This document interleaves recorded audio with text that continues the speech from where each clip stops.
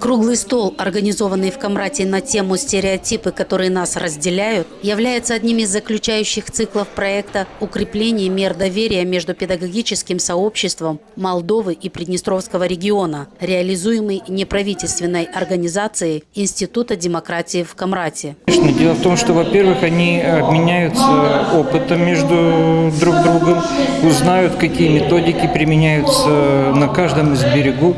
Они узнают более подробно друг друга, у них наладятся контакты между собой, которые, как мы надеемся, будут использовать в дальнейшем. На сегодняшнем мероприятии участие приняли около 40 преподавателей, 20 из которых приехали из Приднестровья. О своих впечатлениях и ожиданиях они с радостью поделились и с нами. Вы знаете, обмен опытом всегда очень и очень важно.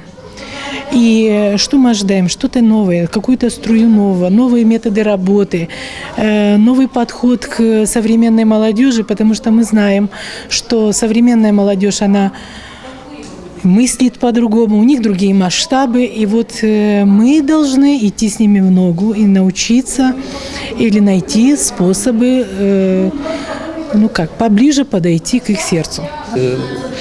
Мы должны преклоняться перед нашими предками и отдать дань тем, что все-таки воспитали нас русскими, молдаванами, гагаузами, болгарами.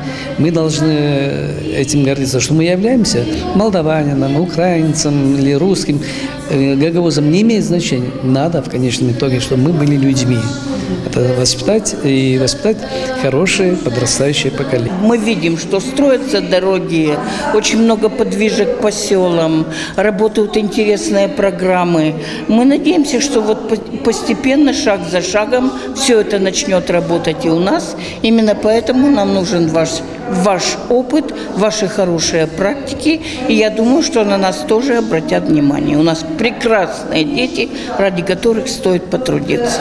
Данное мероприятие организовано Институтом демократии в партнерстве с Приднестровской организацией Общества болгарской культуры «Родолюбие» при поддержке Управления образования Гагаузии, финансируемое Министерством иностранных дел Чехии.